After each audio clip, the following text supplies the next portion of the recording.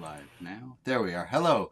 It is the 5th of July, 2025, and today we were going to look at what leads to and what keeps us from contentment, but it seems like the topic that is more pressing is a talk about hope. I'm Rabbi Brian. Welcome to Religion Outside the Box and a different way of looking at religion. I am joined by a good number of friends. Hold on. I'll put my good number of friends on the screen. Hello, good number of friends. And some of them are actual friends, by which I mean Quakers.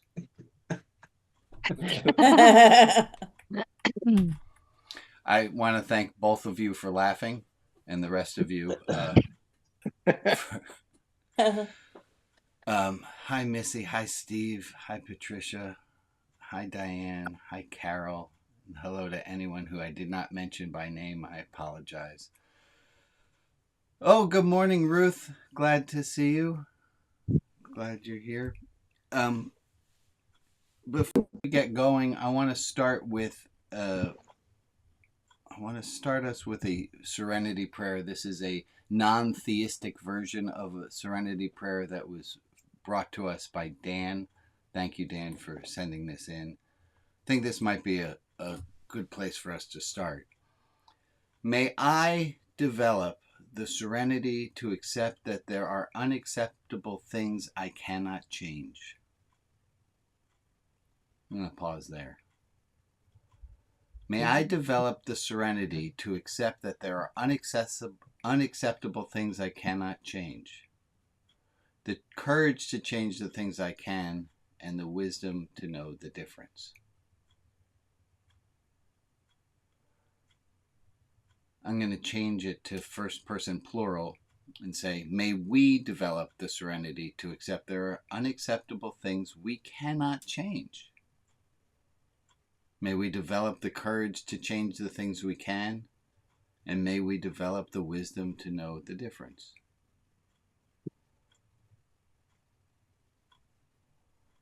There's so many versions of that no one knows what exactly.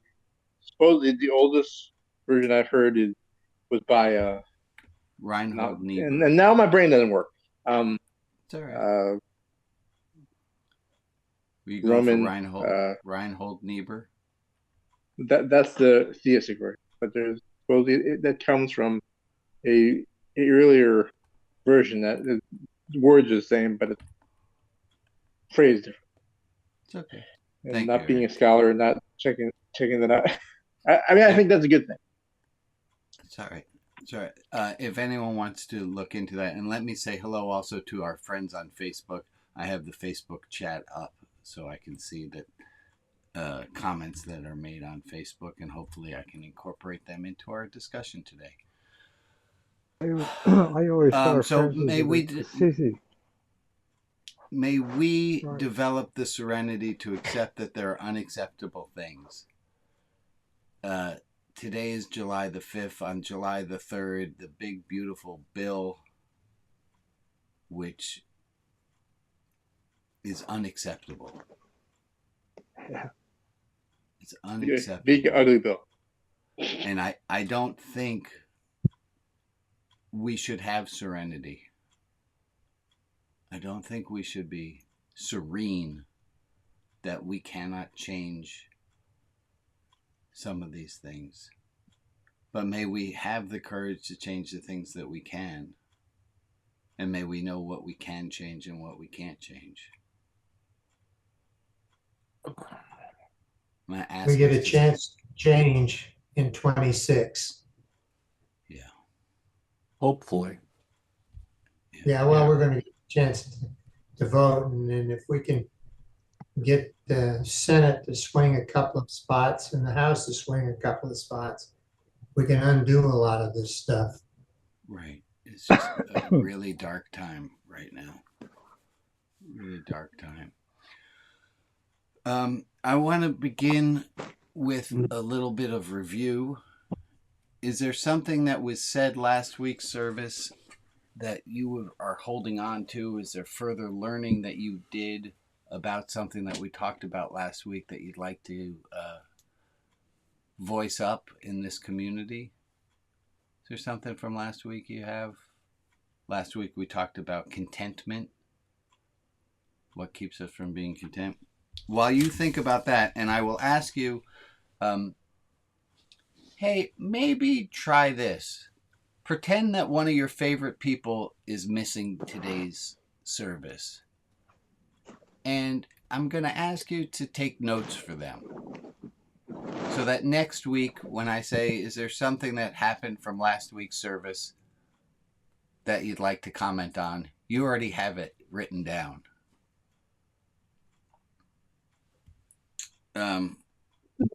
I have a follow-up from last week's service. Last week's service, I began with telling a story about my beloved Jane, who was making a crochet project that she did not finish.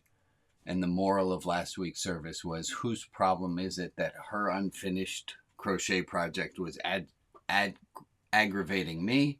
And we came up with the answer that it's my problem and not her problem, although I really want her to fix herself so that I'm not going to be frustrated anymore. We all decided that it's really on me, not on her. So I have a follow-up to tell you is that after last week's service, I go upstairs and guess what Jen was working on? She was working on that same very crochet project that we were discussing her not completing during the service. And the punchline to it is she could not finish it because she just couldn't follow the instructions. And she said, Brian, I hate the fact that I need your help to do this. Which well, that's what it is to be human. It is human. And it's okay to be okay, Brian. Record you to yourself. Oh, thank you. Thank you, Aaron. Let me say, last week I forgot to say this. So let me not forget to say it this week. Hey, folks. It's okay not to be. Thank you for reading it. Thank you so much, Harold. Anyone else want to read it? It's okay not to be okay. Yeah. It's Anyone's okay. having a hard time, it's okay. Go ahead, Betsy. It's okay not to be okay. Yeah. And it's okay to be merely okay, too. Oh, I like that. I like that. It's okay to be merely okay. We don't have to be perfect. Hey, did you hear that? What I just said? You don't have to be perfect. Oh, no, not you. You have to be perfect. I was talking to everyone else. Folks, Is it okay to be fine? It's okay to be fine. It's fine to be okay. Closer to fine. It's okay to be. It's fine to be not okay, too. And it's fine to be not okay. We can do the contrapositive. It's not okay to not. Oh, I can't remember how contrapositives work on the fly quick enough. Go ahead, Lori. I wanted to make a comment about last week's service, and I made this to you, I think, but we were all coming up with things that keep us from contentment. At the end of all of it, you said, really, it's us that keeps us from being content, and that really resonated with me. That is our choice, and that the things that keep us from feeling good are the things that we allow to not let us feel good. Thank you, Lori. I have to add a word to that. It's a 4-letter word, so please mind yourself. Some. Not all. We control some of our reactions. We can't control all of it. Some. No. Thank you so much, Lori. And Lori, you were my next Post-it note to talk about. I had this realization. Next week is going to be celebrating Lori, the intern's graduation, official completion of her tenure here at Religion Outside the Box. And we had a discussion weeks ago that the Unitarian Church decreed that I should not allow Lori to come back to services. And I had this, and I think we all have this issue, so that's why I'm bringing it up, is I was in apoplexy about having to bar Lori from coming to services. And I couldn't get my head around it until, boom, it dawned on me.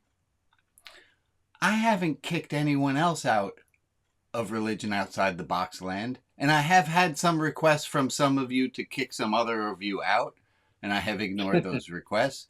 And I have said every time, Right. if you don't want that person to be here, you are welcome to not show up. And I thought, I don't listen to the rabbinic, the Oregon Board of Rabbis. They don't tell me who should come to my service and who shouldn't come to my service. And I thought, why the fuck am I listening to the Unitarians?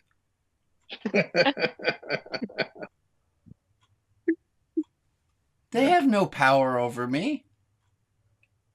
And if they had power over me, they'd have to get it through committee. That was a Unitarian joke. Quaker joke too. Quaker joke too. Quaker joke. And that too. would Jewish take a joke week. too. That would That would take take a that while. would take 3 months. Yeah. So I wanted to publicly say, Lori, you are welcome here anytime that you want to come. I will not do anything to prohibit you from coming, and I'm slightly embarrassed that I thought I should. So that having been said, Just give Lori a pseudonym. Give her a pseudonym and a disguise. Yeah. no, Yeah, or a big mustache. Unitarians don't No. have to know that she's here. no, I want proudly to have Lori here. Yeah, we don't want to get her into trouble somehow. That is What was the between reasoning Lori for and that? her.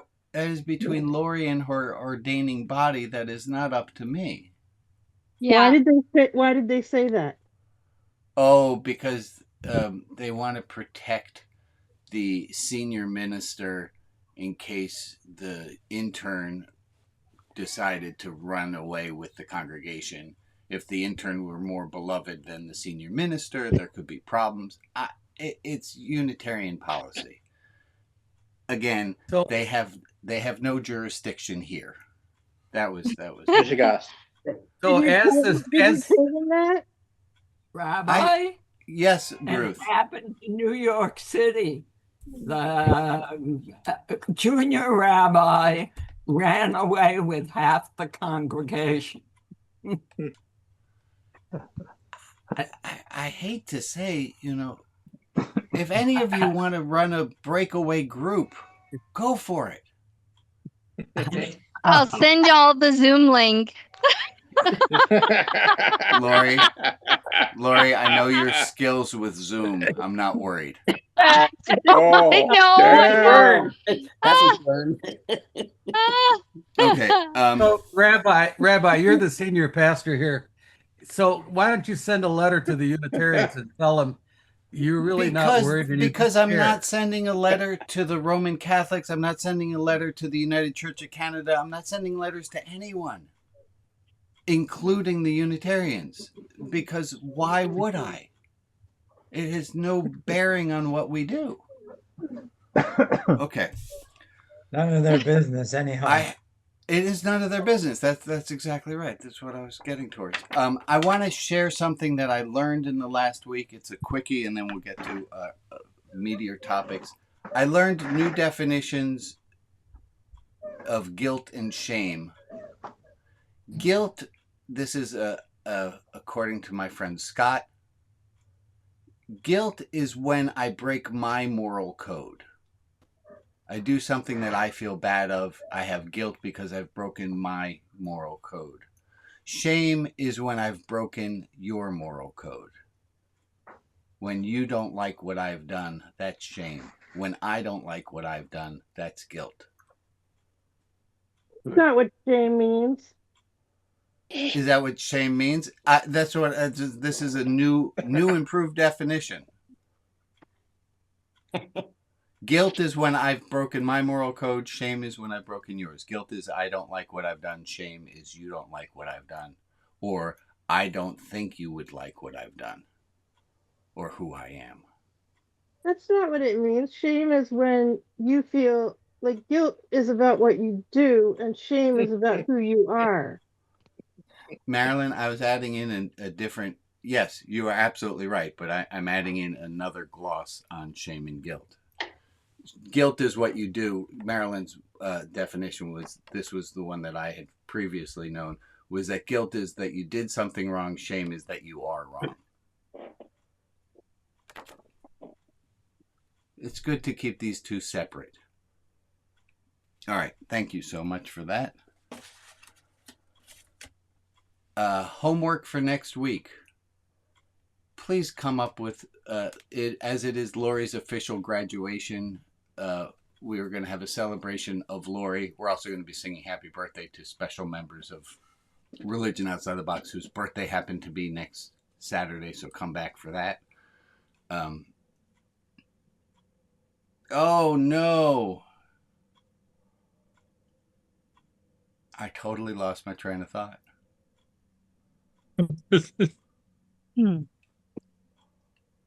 Guilt and shame. You were talking about homework. Oh, thank you, Lori. The homework is about Lori, and to be able to have a sentence, at minimum one sentence, of something that you've learned from Lori, either directly from something that she's taught or indirectly from a way that she has acted. So to bring something next week of something about Lori, and Lori is preparing what she has learned from us. And this will be the first ever intern graduation ceremony that we've had. So bear with it, as it will be perfect.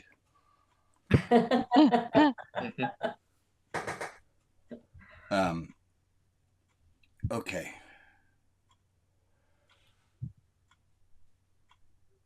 I have two topics. I had the topic of contentment, which I had prepared, but then yesterday I thought, how can I do a topic of contentment today? Right. When it feels like the topic that needs to be is about sadness, about the serenity prayer that we've already looked at, and about hope.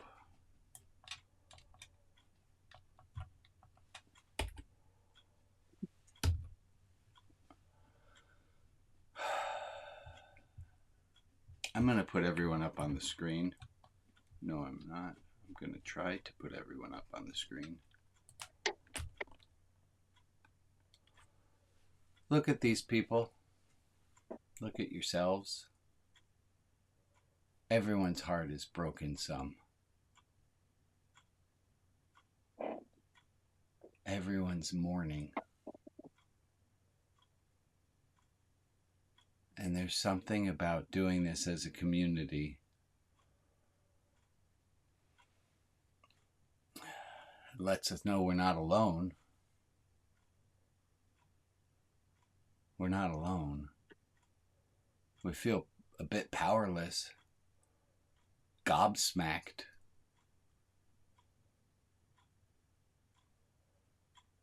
It was 4th of July yesterday. My God, did I not feel festive.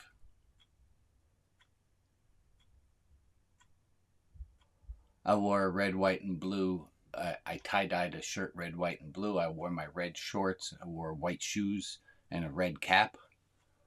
And Jane came downstairs and she said, "Read the room, Brian."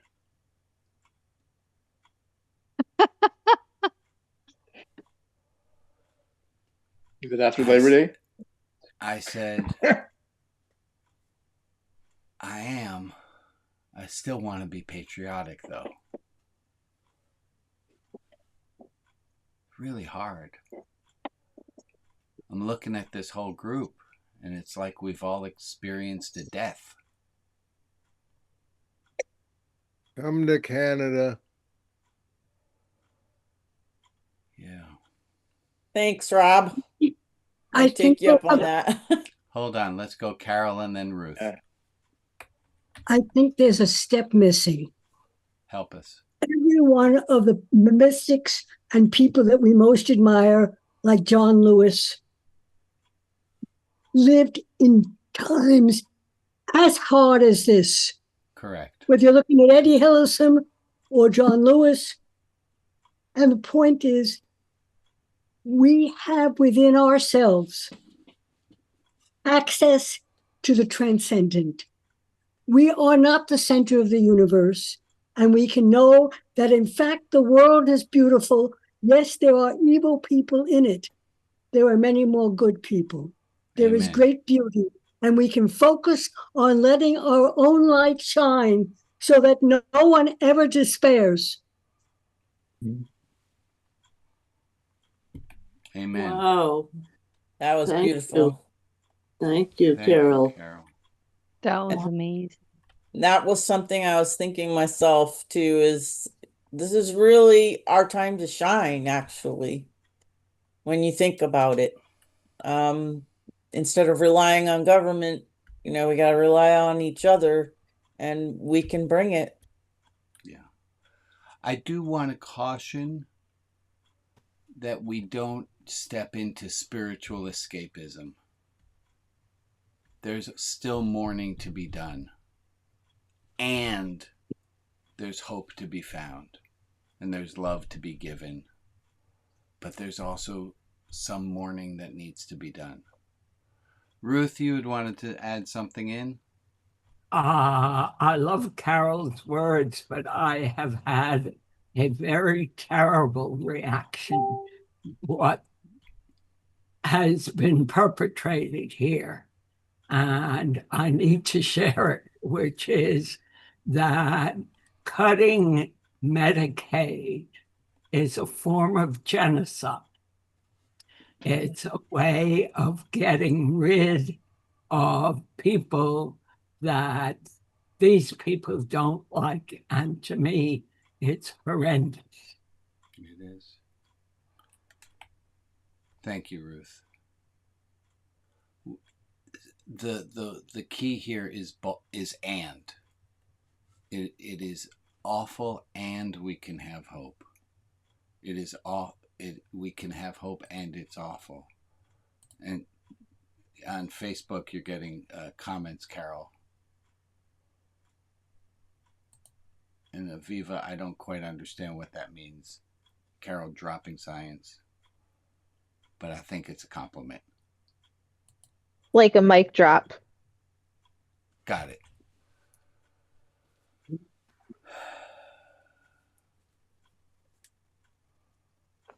Go ahead, Steve, then George. Yeah, I don't really have trouble with the 4th of July because I remember those words I used to say in grammar school all the time. And to the republic for which it stands, not to the republic for which it is. And I am an optimist, and I have a vision, and I hope that the vision comes to be, and I will celebrate that imperfect union that we keep working to get closer to. Steve, I never understood the progress, not a completed thing. I never understood the idea for which it stands. It stands for something. That doesn't mean it is that thing. Thank you for that. That gives me a chance to be a little more patriotic. Go ahead, George, then Ron. Well, the notion that there are a lot of good people, that's fine until you start thinking more than 50% of the electorate elected this asshole. And more than 50% of our legislators voted for the bill. That's the part that really stupefies me. Yeah. And then I ran across a statistic on public broadcasting the other day that so far over 9 million people in Africa alone have died as a result of the end of USAID, and that number continues to climb. That is just, you talk about genocide, that's pretty much the same sort of thing. And that's where my hope starts to dim, and I need help with that. Thank you, George. Thank you. Let's remember a majority of the people did not elect him. A majority of the legislators might have. Go ahead, Ron. And then Diana. Yesterday I was photographing the Waterfront Blues Festival. I'm one of the festival photographers.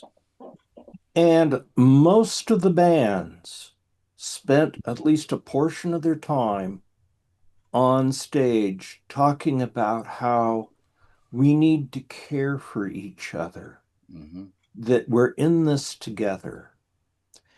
And in talking and in light of George's, or I can't remember who it was, this just said, the flag for what it stands for, Steve, is there was this continual reminder of what we should be.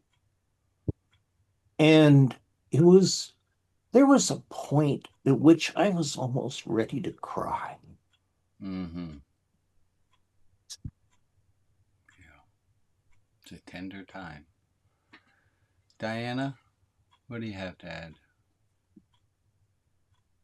I was struggling with the 4th of July yesterday, too, and the concept of freedom. And I just went back to the fact that this country was born out of rebellion, out of the ability to say no kings. And protest is in our DNA here in this culture. And that is a choice we can make, an action that can be corrective, and is about saying yes to things we cherish instead of just no to kings. And that gave me some resolve in the midst of great grief. I think that's it. It's that we can have great grief and we can have hope. There's a quote that I've shared before. I went back into our notes. This was this source's Twitter, and this quote says, "People speak of hope as if it is this delicate, ephemeral thing made of whispers and spiders' webs. It's not. Hope has dirt on her face, blood on her knuckles, the grit of cobblestones in her hair, and just spat out a tooth as she rises for another go."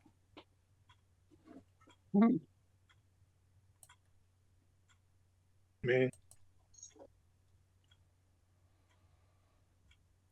Yeah, Jeff? I think we also can use the words of King Solomon. This too shall pass. Yeah. Wish the fuck it would hurry up. Yeah. And let's remember, because I heard some of the chatter, it doesn't happen on our timetable. It just doesn't happen on our timetable, and that's frustrating. I have another quote about hope from Václav Havel. He said, "The kind of hope I often think about, especially in situations that are particularly hopeless, such as prison." He spent years in prison. He's a political dissident.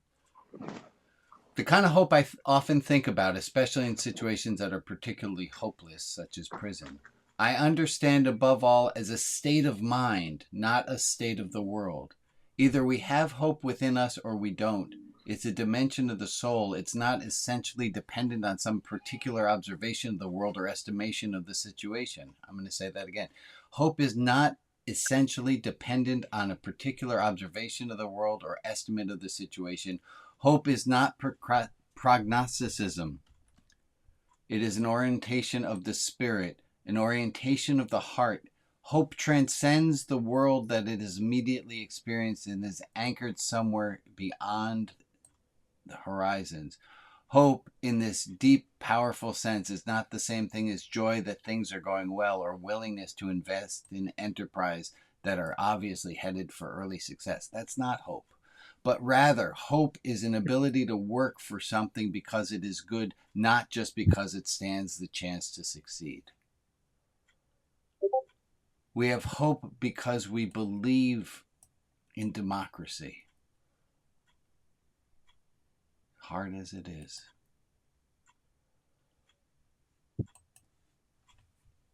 Last time we discussed hope, we had these 4 letters, and I will tell you, I didn't remember them. I had to look them up. That hope has 4 parts to it. Hope is always positive.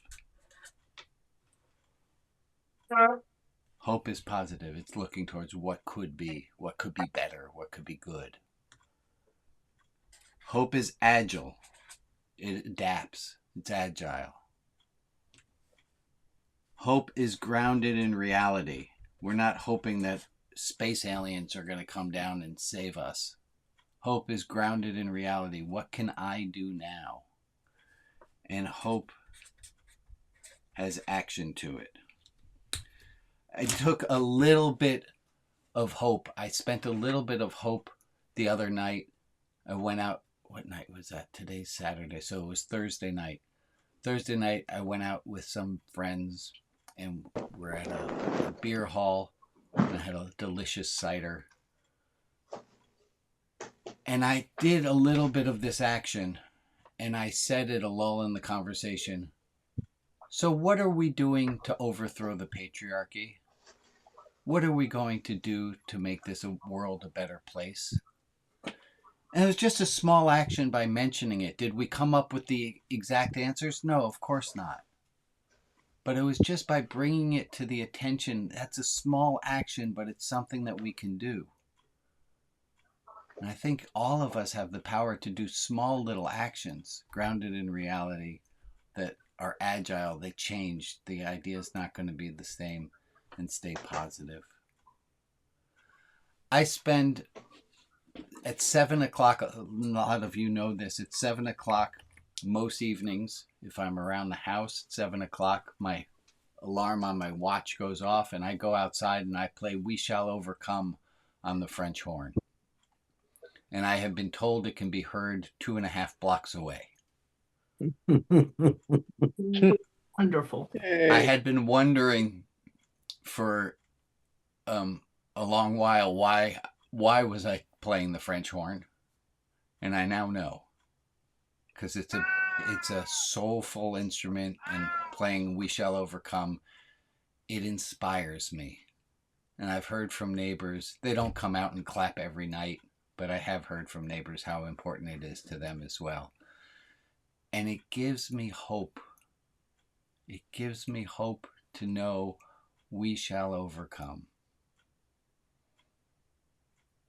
Deep in my heart, I do believe we shall overcome someday. And the second verse is we walk hand in hand. It's the third verse that gets me every time. The third verse is we are not afraid.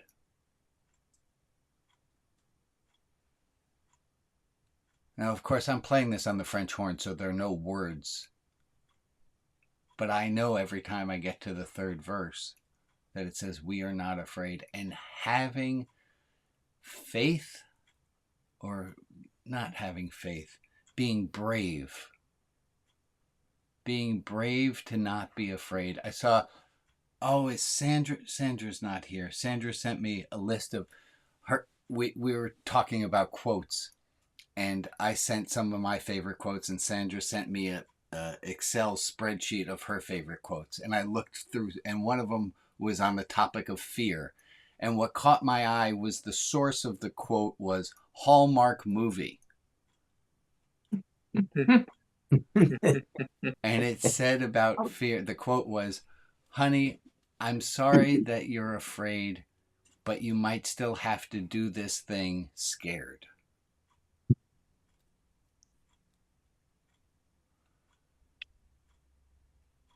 Yeah, we should be afraid, but we should have hope We should not be afraid. We should have hope. I'd love to hear from some voices we haven't heard from, which is always a big ask, because the people who haven't spoken, they're the ones who didn't want to speak, because if they wanted to speak, they would have already spoken. I get it. But I would love to add some. Aaron, I'll get to you in a moment.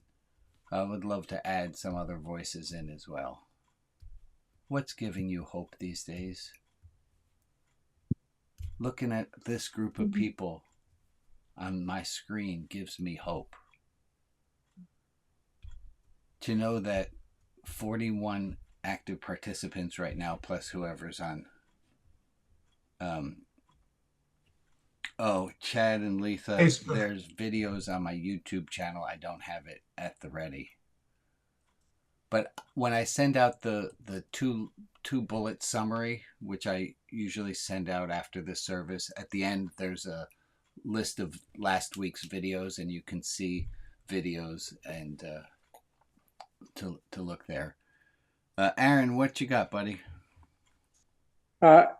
Just to point out, have you ever heard of the idea of hopium, as hope being negative?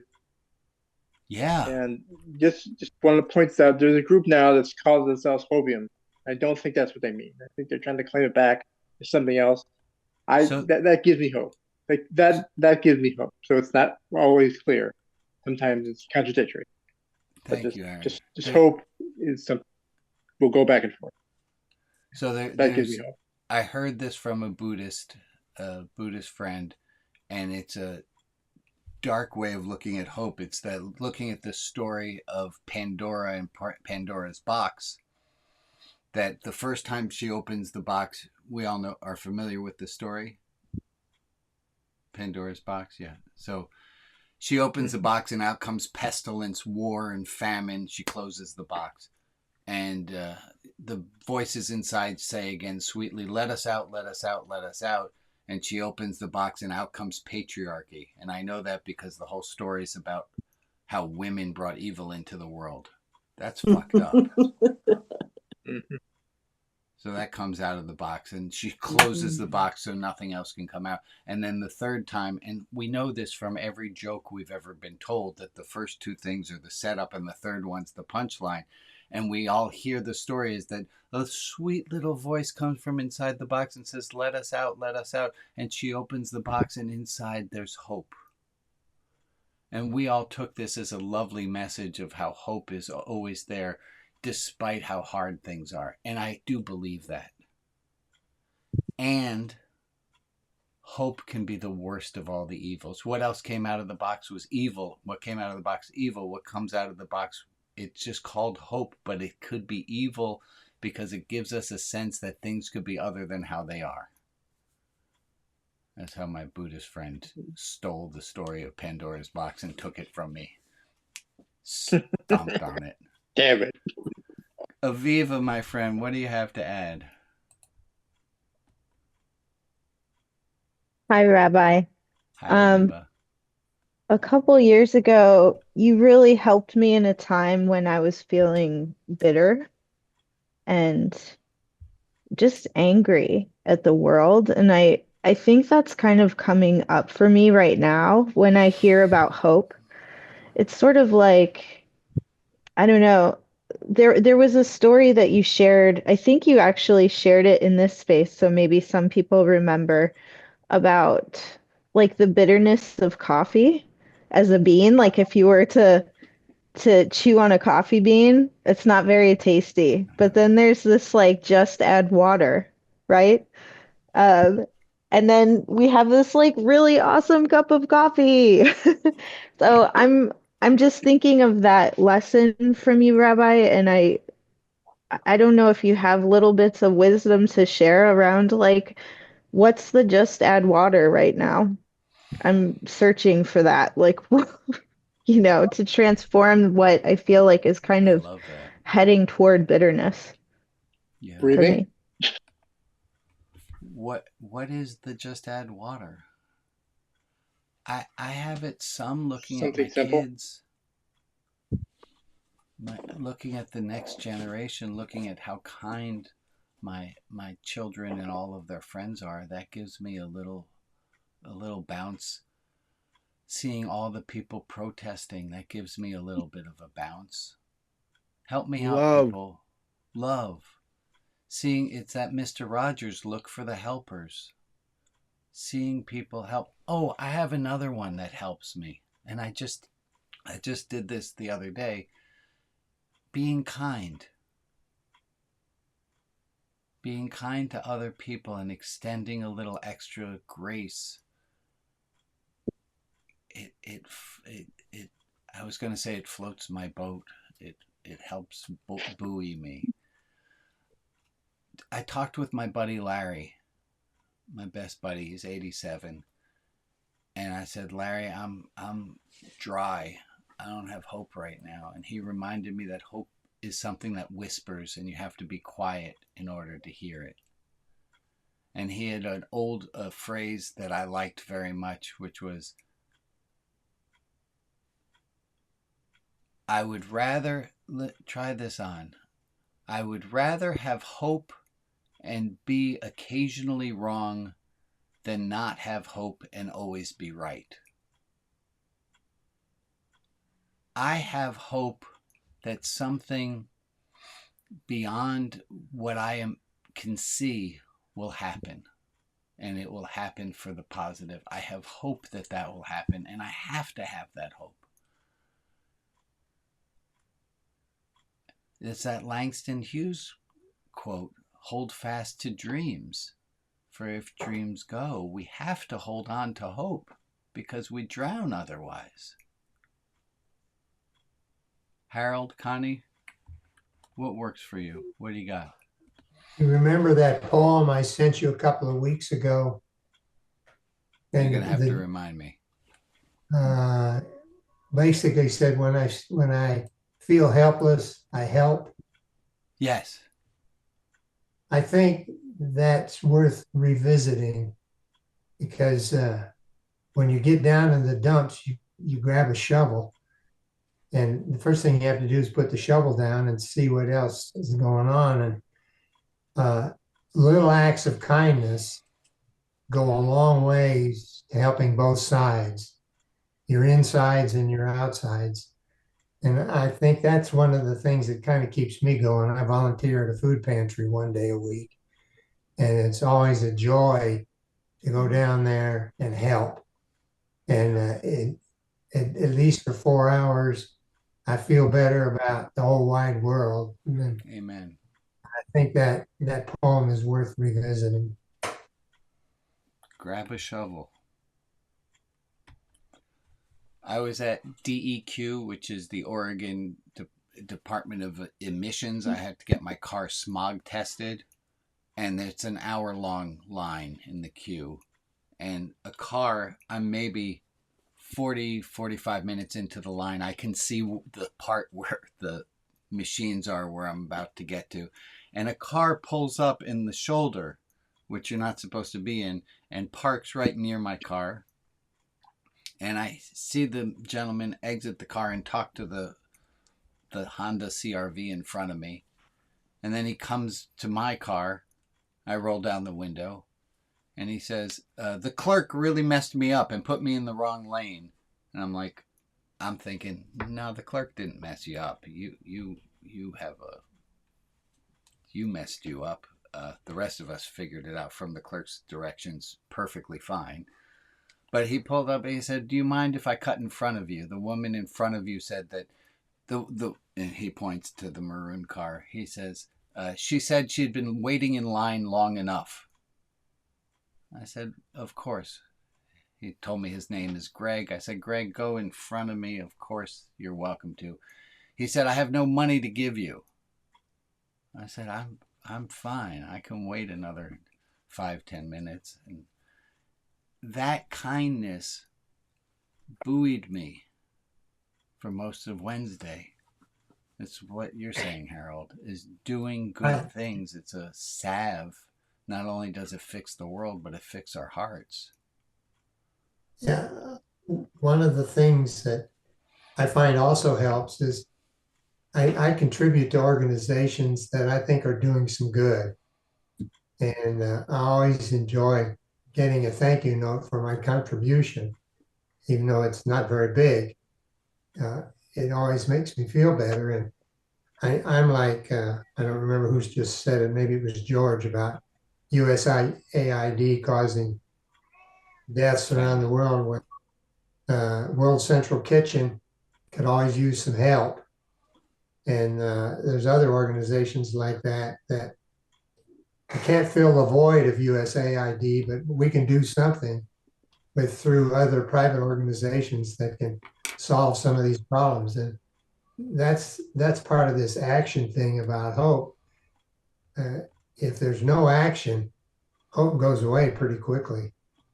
Thank you, Harold. That's exactly what you're saying. And Aviva, maybe that's the water for the coffee, is the action, is doing the kind thing, doing the right thing, making a contribution, volunteering, doing something, letting Greg get in front of you on the line at the DMV. Maybe it's the action that gives us a little extra. That's the brewing. That's the brewing. Go ahead, Jeff.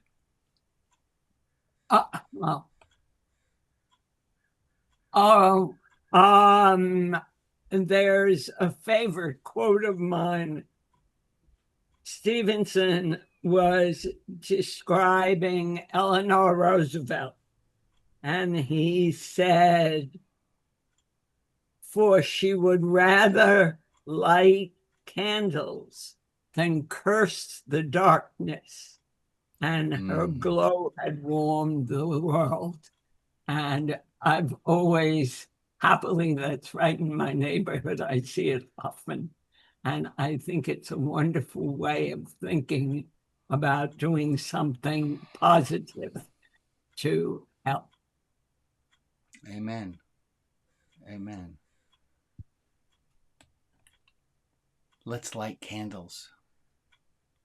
Well, and curse there's the darkness. other ways to light candles. You have to take action.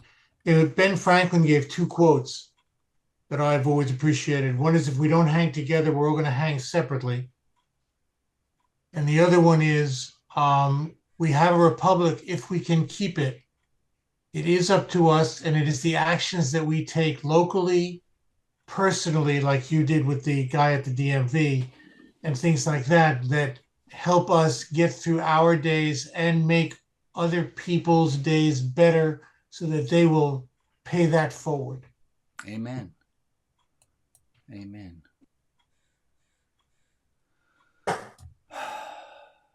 It's a rough time, folks. I think another part of the brew, maybe the sugar, maybe it's the cream. I don't know how to make this analogy work. But is the mourning and allowing ourselves to mourn some and not ignoring it. And community. I'm just looking at all your faces, knowing that we're not alone. We're not alone. You're not alone. And if you want proof you're not alone, just look right in front of you. I think that's why we come here, to have a community.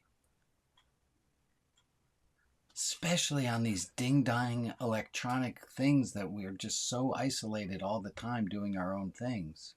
It's so lovely to use it for connection. That being said, we have a prayer list. I don't know who's reading our prayer list today. It's Maria. Oh, I am. Thank you, Maria. These are the people to whom we are sending light and love. Dennis and Carol, Alex, people who are without a place to live, Bill and Karen, Maria, Sheridan H., Aru Lane Hill, Ebony, Beth Carney, Horatio Meyer and Dee Dee Ford, Raphael family and Portia, Alex C., Emily, Robert B., Myron McClure, and Evan Saffer Shapiro. If there is another person in our community to whom we can offer light and love, please put their name in the chat and I will add them to the list on Facebook. And for the people who aren't named but who are in our thoughts, we send them light and love as well. Let's take a minute.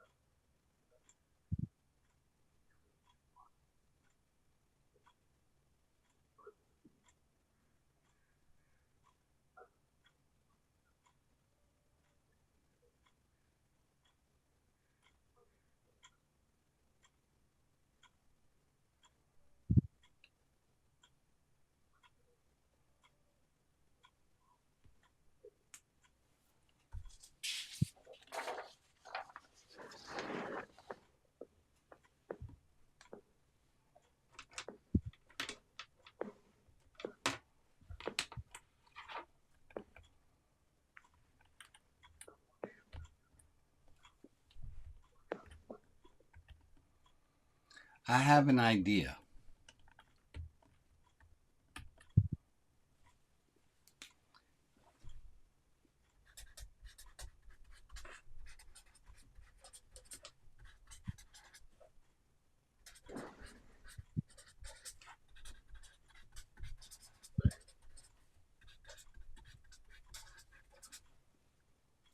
What helps the coffee not be so bitter? Actually, it's the roasting.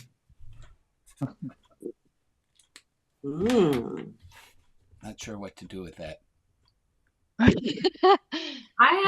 think that could be really good because you get the heat and then it goes on, then you can use the water. I'm going to say What's the sugar? withstand the heat. Really? Practically, it's sugar. Kindness helps. Volunteering. Donating. Speaking out. Community. Speaking out. I have another one, and I want us to try it right now.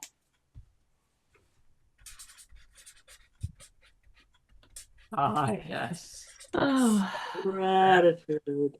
Yeah. Folks, we haven't done this in months. Go to your messaging program. Go to your email.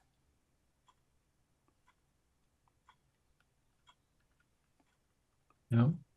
Find the person. Either scroll down or pick one recently. I'm going to write, "This is a shitty time."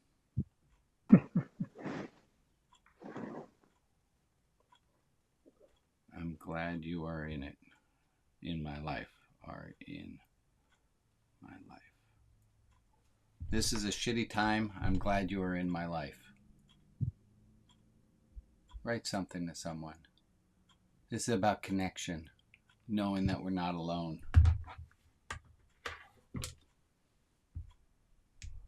You can copy the message and send it to more than one person. The heat burns the bitterness out. Thank you, Meg.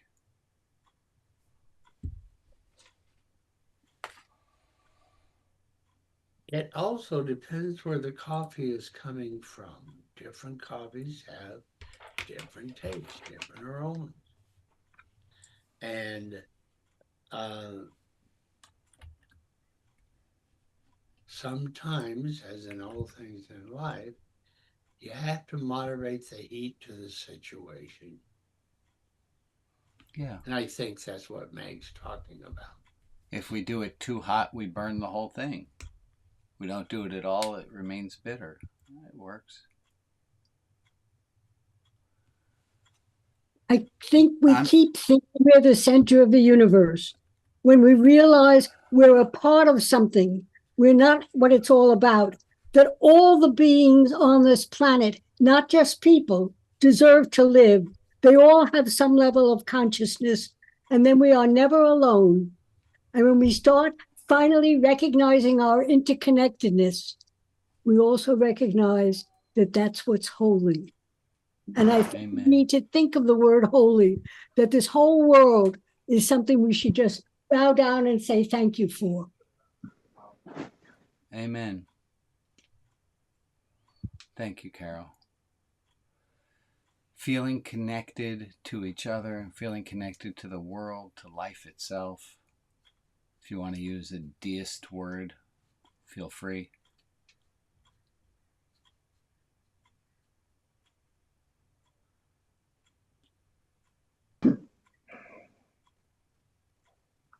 I'm feeling choked up just sitting in silence with this group.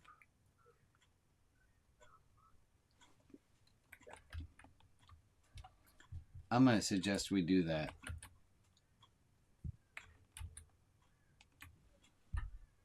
There's still a few moments before we turn off the recording. I'm going to ask us to just look at each other, hold each other.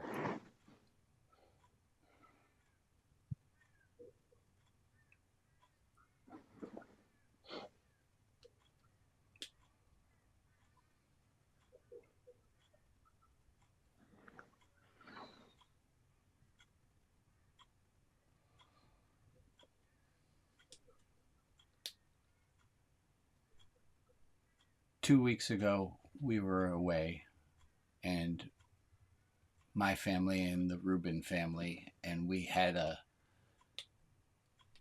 night where everyone had to do something they were uncomfortable doing, and we pulled things out of the bag, and mine was sing. I don't care much for singing. I don't do it particularly well, but I sang the following song, and it's Rabbi Nachman of Bretzloff, and it translates to, all of the world is a narrow bridge.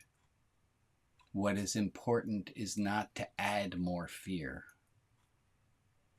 It's often mistranslated as what's important is not to fear, but that's not how the Rabbi said it. He said what's important is not to add more fear. And with your indulgence, I'm going to sing it. Kol ha'olam kulo gesher tsar meod, gesher tsar meod, gesher tsar meod, kol ha'olam kulo gesher tsar meod, gesher tsar meod. V'ha'ikar, lo hifached klal. V'ha'ikar, lo hifached klal.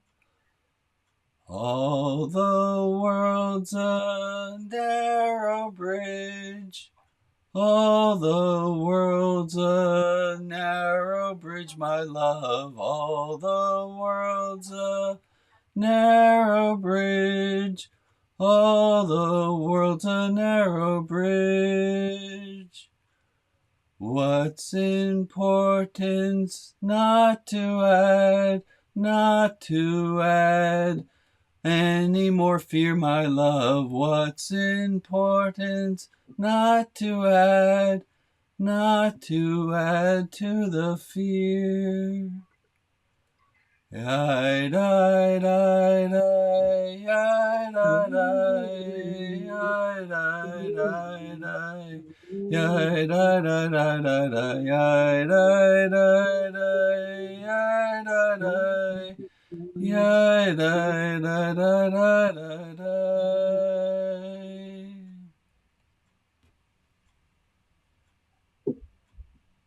Beautiful. Thank you. Yeah, thank you. Thank you, Rabbi Brian. Thank you. You're all very welcome. Thank you for being here. Let's wave goodbye to our friends on Facebook and on YouTube.